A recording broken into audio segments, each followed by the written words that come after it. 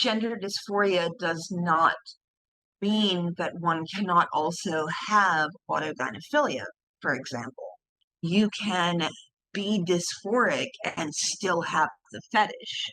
In fact, the fetish is the driving force behind most dysphoria, at least from what I have seen. So the Yeah. people who have all these preconceived ideas about the subject that we're going to be talking about don't have that understanding that you have experienced over 10 years. Do you think that the fetish, the arousal, is the ultimate? The word autogynephilia is itself relatively new. The more common language used in law enforcement has been transvestic fetishism, which means a sexual arousal from seeing oneself in the role of a woman, or from being treated like a woman, or from looking like a, any, and it's very based around the idea that womanhood is a degraded state. It's sexual arousal based on the idea of seeing oneself in a female role. A lot of the serial killers will cross dress and act out what they have done with themselves playing the role of their victim. Um, BTK, Dennis Rader, is especially famous for having done that. He would go out in the woods, or he would get a hotel room, and he would cross dress and bind himself as he had bound his victims, and then take pictures. But what I find truly disturbing is that you can look at the pictures of BTK that he took and look at some of the selfies that the trans community takes. You can see the similarity. It's the worship of the idealized, feminized self. And they become sexually gratified by looking at images of themselves. Things like this are hard to be very black and white about, because obviously psychology is not a black and white field. In trans terminology, a euphoria boner is when you put on women's clothing and your dick gets hard. So it happens so often that they have a phrase for it, and you will see dozens and dozens and dozens of posts from men or teenage boys, which is just heartbreaking, saying, I get a boner when I put on panties or a skirt or a dress. Does that mean that it's a fetish, or does that mean that I'm not trans? And what they should be told is, yes, that's exactly what that means. But what they are being told instead is that, quote, no, you're not, it's not a fetish. You're just so happy about wearing women's clothing that your dick got hard on its own. It has nothing to do with sex. You can see the very blatant lying that's involved there. I'm just going to call it what it's a lie. If you put on a pair of panties and your dick gets hard, you have a fetish. The problem is necessarily that you have this fetish. The problem is what you do to act it out. What percentage, or do we know, or do we think, of the transgender community that also has a pedophilic arousal tendency? There really isn't any way to be sure what percentage of the trans community has these urges. I will say that during the 2 years I worked sex crimes, I would say, and this is just like an average guess, but I would say that 50% of the computers or devices that I looked at that had child sexual abuse material on them also had images or video of the computer or device's owner in cross-dress of some kind, usually very sexual pictures. Um, so we know that it is a drive factor for many offenders. What we don't know is what percentage of the trans population those offenders are. Sometimes I look at the way that they dress and I think, oh my God, I mean, I wouldn't dress like that. It's like my grandmother. And there's Mm-hmm. association to that arousal to coming from their grandmother or from their mother and using granny's knickers, etc. Can you just go into explain that a bit more? It starts with wanting to mimic the female role that they see. And for some of them, this means that they fixate on a mother or a grandmother. And it tends to seem the older they get, they tend to go back to that sort of maternal presentation of femininity. When they're younger, in their 20s and 30s, they get very hypersexual. You'll see, that can continue into old age as well. Like you'll see men in their 50s and 60s who are dressed up like teenage girls, or they're dressed up like schoolgirls. Honestly, I mean, I'm not a trained psychologist. I've had a few classes, but it seems to be like a self-comforting almost urge, like, you know, to take on a role that is maternal so that you can feel needed or wanted, or it's hard to explain. I guess they want to be the recipient of the kind of love that they showed their mothers. And a lot of these guys are also, you know, the ones who fixate on like a more maternal image are also the victims of child sexual abuse from a female specifically. No, I So do. they are No, I do. Yeah. taking on the persona of their abuser, if you see what I mean. And that's a way of reclaiming power. If I was a lesbian, if I was going on Tinder, I could meet up with this woman who turns out to have a penis. Now, that would freak me out. It gets worse. Not only do you run the risk of encountering a woman with a penis, on Tinder, you cannot exclude trans people from your search, but you can search only for trans people. Now, so imagine you go on this date, you meet a woman, you go back to her home, you find out she has a penis, and you tell her you're not interested. That is considered transphobic by the trans community. For me to say, I'm sorry, but I liked you until I found out you had a dick, is transphobia. There's a date, and then she finds out that actually this is a guy with a woman with a penis, which I'm sorry is impossible, as we know. That's as a woman, Yes. we don't need to debate it. It's not even worth debating, actually. Okay. Mm-mm. But what is, to me, a serious issue here is, should that not be seen as a crime? I mean, if I went and had a date with a gorgeous guy and it turns out that he had a vagina and I'm straight, that is like a serious, I see that is a serious crime. Why is it suddenly, no, then you're transphobic and, all these different labels that come along to protect them, but actually not to protect a lesbian who finds a penis under the skirt? Well, there has been and I am just finding out some of this because I have not been very involved in this until about 2 years ago. Um, but there has been a lesbian pushback against this movement for over a decade. It's why you see lesbians protesting at Pride. It's why you see Get the L Out. There is now a pretty significant movement within the LGBTQ community called LGB without the T, where they are trying to cut the TQ off of the rest of the acronym. And I think they have a point because, even if you interpret it as generously as possible, being gay is a sexuality and being trans is an identity disorder, right? So why would they go together? Um, and if it's not sexual, then they shouldn't go together. If they are sexual, then it's sexual, and obviously you don't belong in the women's bathroom, you know. But um, but as a lesbian, and it's dangerous. It's dangerous. Imagine yourself going back to a woman's apartment and she's bigger than you, but whatever, she's another woman. And then you get in there and you find out that she has a penis and you try to pull away and she tells you no. And he tells you no and he makes you do it.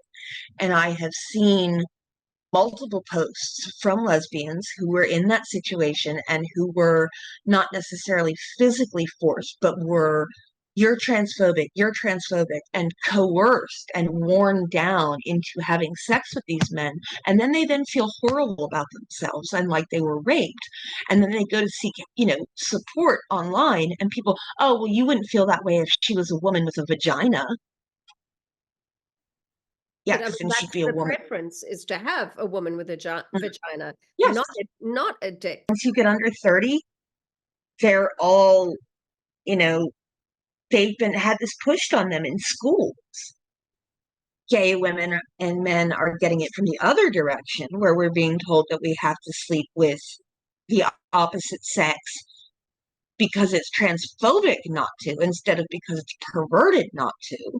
It's six of one and half dozen of the other. And frankly, I prefer the old-fashioned homophobia, because at least then they weren't trying to tell me that a woman could have a penis, you know. Wow. That would just be the highlight of the whole conversation what we have had. And it's devastating. If you've seen some of the pictures that they post, they look absurd. Yes, exactly, exactly. I mean, as a woman, and I'm a very feminine woman, I don't walk Mhm. around and behave in that way at all. I would find any female, who we very rarely come across, by the way, behaving that way. I don't see that. I don't see women behaving No, that way. I don't see it. because we are taught, well, because women are taught from a very early age to be modest. Men are not. And so when they make the transition from dressing like men to dressing like women, they dress like prostitutes. Why do you think this has been allowed? But why? What is behind Money, this? money, money. Okay, but It's all explain money. why, man. It's Why? okay. It's a $6 billion a year industry. When you transition, you have to pay for hormones, therapy, surgery, any aftercare that you might have, any complications. One trans person, if they start hormones at 18 and live until 75, means $1.1 million in profit on hormones alone. When you add in puberty blockers, it becomes 2.5 million. A 4-year course of puberty blockers costs roughly $1 million. I hear Huge amount of money. I hear what you're saying, but if you look at what percentage of trans people transition, it's not a huge percent. It's not 80% of trans people are going to transition. I mean, in your daily work that you do, you're coming across a lot of people who are autogynephiliacs. Okay, you're coming Mm-hmm. across them who haven't transitioned. These people Right. haven't. And yet, if we look at, let's just say, the Olympics as an example, okay, I mean, that Mm-hmm. degenerate display, that's not that in my mind was not about the transitioning. That is about saying trans is the way, and it's not about the actual process of the transitioning. Do you see what I'm saying? And you, when Mm-hmm. you're dealing with your homicides, etc., I would imagine that the majority of these people that are trans haven't transitioned. It used to be that way. It used to be that most of the people whom I encountered who were cross dressers in daily life had not medically transitioned, because there was such gatekeeping involved in access to hormones and surgery. Most people who tried it were told no. I don't know if you've ever seen Silence of the Lambs, um, but Buffalo Bill is an excellent example of an autogynephile. Um, Hannibal Lecter even says at one point that he is not a true transsexual and that he would have been rejected for the hormones and the therapy, or in the surgery. The problem that we are encountering now is that that gatekeeping has been done away with. So now these mentally ill men, and I don't really like to call them mentally ill because it's more of a fetish, but these fetishistic men are now able to, with very little in the way of deception, to trick a doctor into giving them hormones. Some people don't even have to go to the trouble of lying. The medical industry in the United States is really pushing this. All of the main American Psychiatric Association, American Medical Association, American Pediatrics Association, all of these people have come out in favor of transition for trans people based on protocols from an organization called WPATH, the World Professional Association for Transgender Health. Do you know anything about them? They are extremely okay. There is a video and that you should watch. I'll see if I can find it and send it to you. Where Marcy Bowers, who is the president of WPATH and is himself a transgender woman, is talking about the effects of puberty blockers.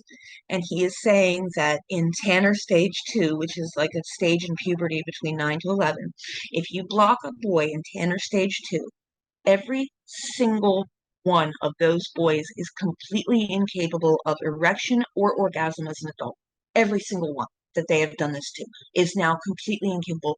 And they're sitting there discussing this it's a Zoom meeting full of like trans health professionals, and it got leaked. And at one point, they're sitting there talking, well, this is happening, but it's not really a big deal. And maybe we could do this and maybe we could do that. I mean, you're literally saying that you have just cost thousands of young men any chance at a fulfilling sex life. And you're sort of shrugging it off like it's no big deal. And instead of coming up with a structured, appropriate protocol to help them figure out when it is acceptable to give puberty blockers, which is never in my opinion, but when you can do it without causing this damage, well, maybe we should start doing it a little later. That's it. Like there's no the fact that we are giving children medication, and it's not just any medication, it's fucking Lupron, which I don't know if you know what that is. Yes, okay. They use it to chemically castrate sex offenders. And sometimes, and it's not even unusual for this to happen, the sex offender will have to come off of it because the Lupron is so toxic to their body. The doctor will write the judge a letter saying, Your Honor, I know you mandated this predator has to be on this, but it is killing him. And they have to come off of it.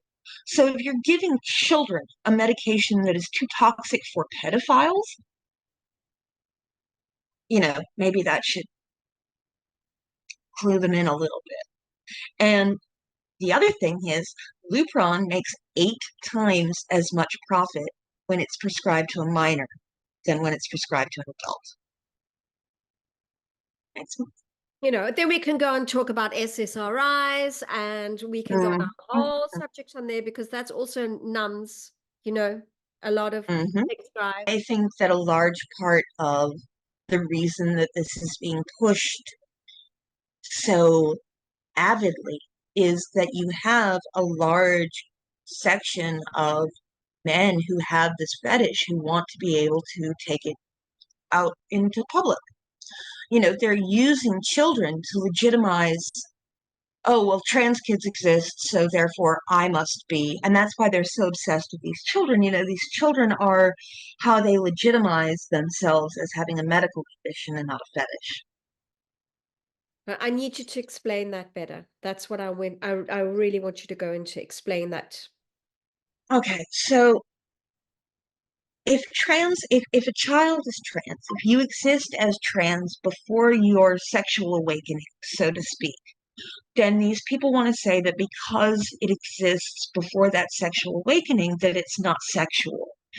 But as I have seen and as I have shared with you, fetishes exist before a sexual awakening even happens. The proto fetish is there, as it were.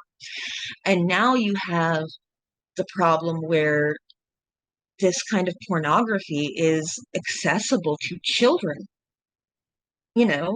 Any kid who's smarter than their parents technologically can get around the protocols, whatever safety protocols. I don't have kids, so I'm not really up on that. But a child can get around this. And so what you're having kids who have this proto fetish who may never have come in contact with the material that triggered it, otherwise are now being exposed to trans porn, sissy porn, violent pornography that treats women like objects. And they're being exposed to it from the age at which they are old enough to search for it. So, I've talked to people who have started their porn habits as early as 7 or 8. I mean, it's really bad and it's free. And it's as long as you're willing to put up with the advertisements and whatever, you can find, you know, it's even on Twitter. You can find some of the most horrendous stuff I've seen on Twitter. I mean, and now you have them trying to use this as an excuse to bring in other fetishes like pedophilia, bestiality. You know, So that's we should be asking ourselves why so many people are so interested in delaying the puberty and mental development of children. You delay these children's development so that their genitals never develop, because a boy put on puberty blockers will have a baby penis when he is an adult. So now you have an adult with the type of genitals that appeal to pedophiles. And not only that, but this adult has been stunted because puberty blockers damage the intellect. They damage the IQ, they damage emotional maturity. So now all of a sudden you have a new group of people who have childlike bodies, childlike minds, and are legal. in an adult body. Mm-hmm. But it looks like a child's body because they've been on the blockers. Well, the genitals are, but they still grow Mm-hmm. up to be 5 foot Yes, with whatever, yes. right? Yeah, Yes, but yeah. if you are on blockers, that growth spurt doesn't happen. The boys get that fierce growth spurt doesn't happen. They grow more slowly and incrementally. So they do stay shorter. That's part of the whole goal of putting boys on blockers is to prevent that growth spurt. Redux has found a link between the people running WPATH and an online website called the Eunuch Files, in which contains stories of little boys being castrated against their will. This has been publicized, and the news organizations refuse to pick it up. 20 years ago, it would have been a scandal to rock the world, but now they are deliberately ignoring this. It is proof that the people who are setting the protocols for transgender healthcare are obsessed sexually with castrating little boys.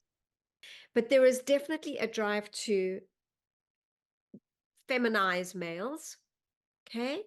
There's a drive to interfere with what was lesbian, gay, and bi.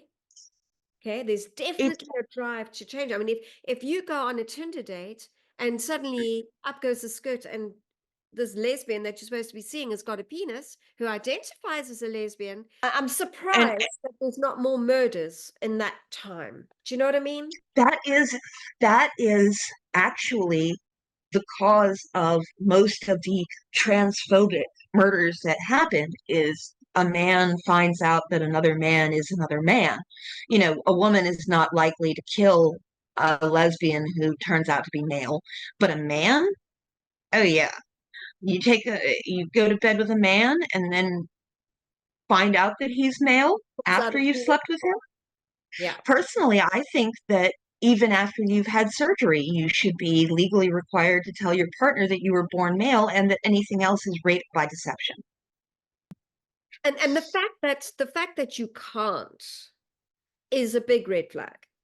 Mm-hmm. Because that's again this myth, this desensitizing and numbing, like you talk about the younger generation, the acceptance of all of these things. I mean, I've got two boys, and what they know and what they class as normal is absolutely mind-blowing. I remember being 15 or 16 when the Bill Clinton scandal broke and how everybody was just appalled that now kids knew what oral sex was.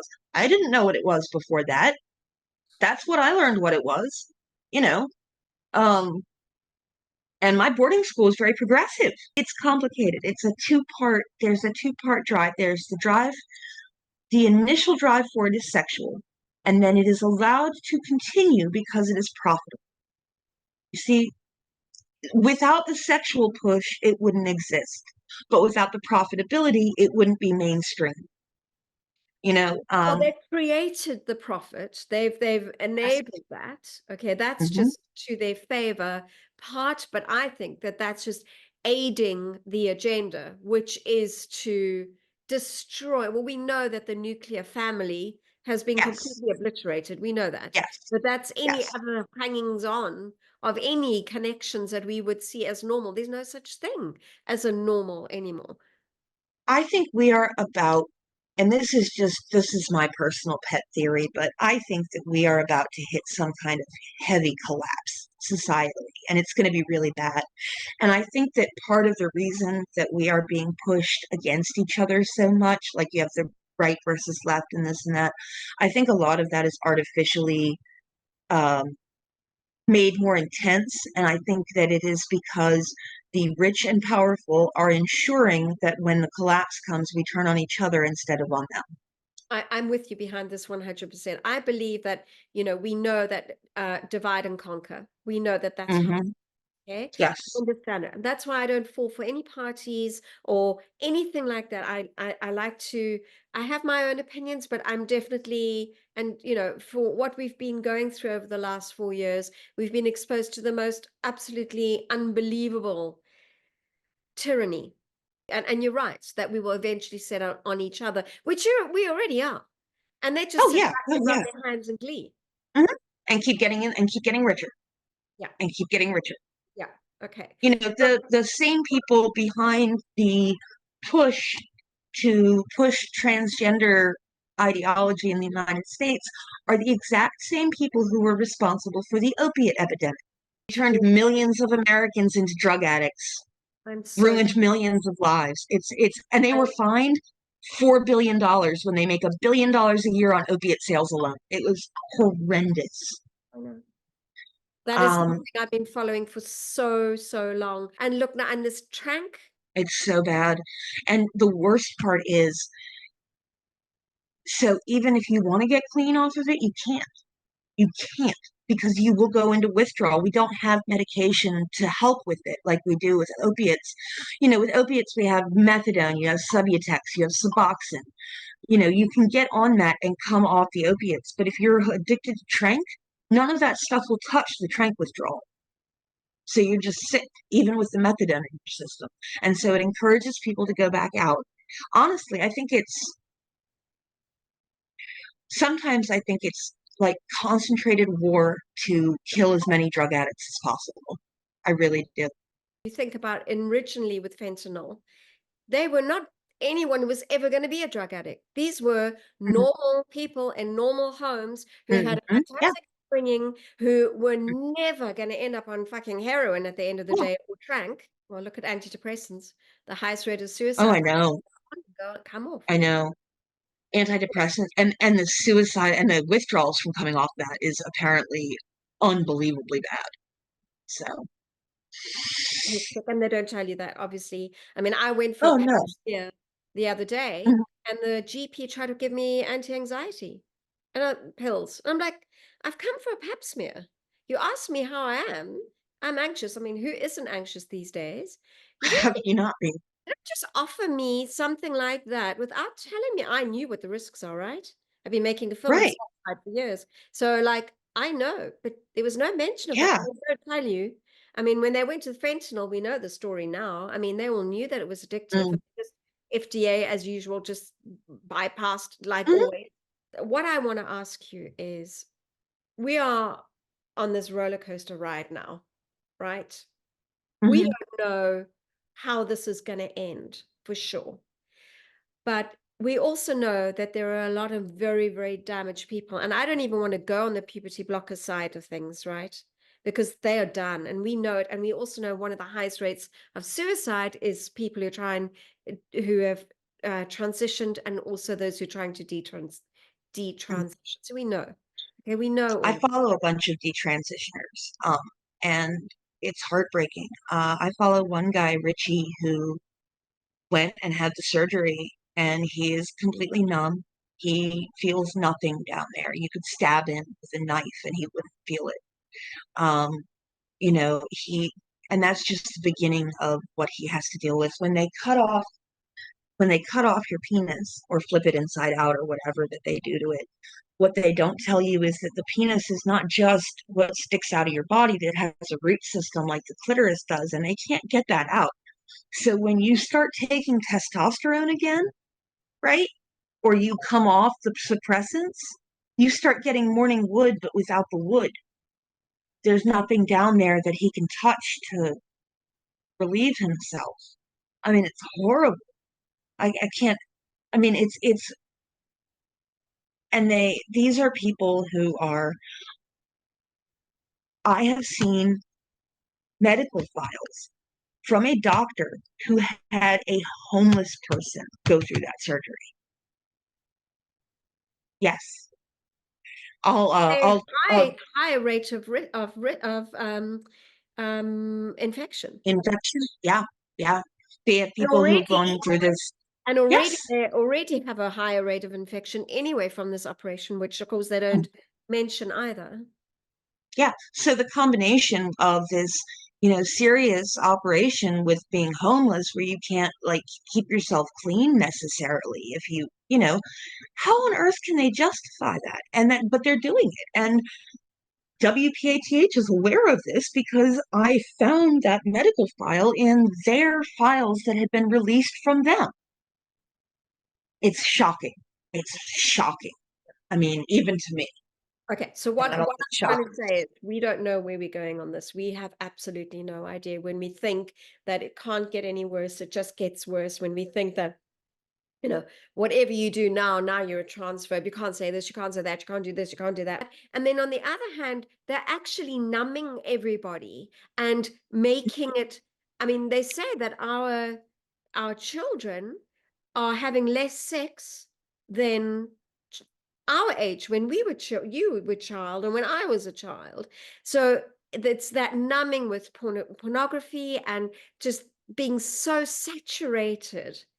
So I think I'm actually answering this myself by saying I think in a lot of ways by doing what they're doing, they are trying to make a sexless society. I wouldn't be surprised if that was some kind of endgame where instead of healthy, normal sex, everybody's wrapped up in their own perversions.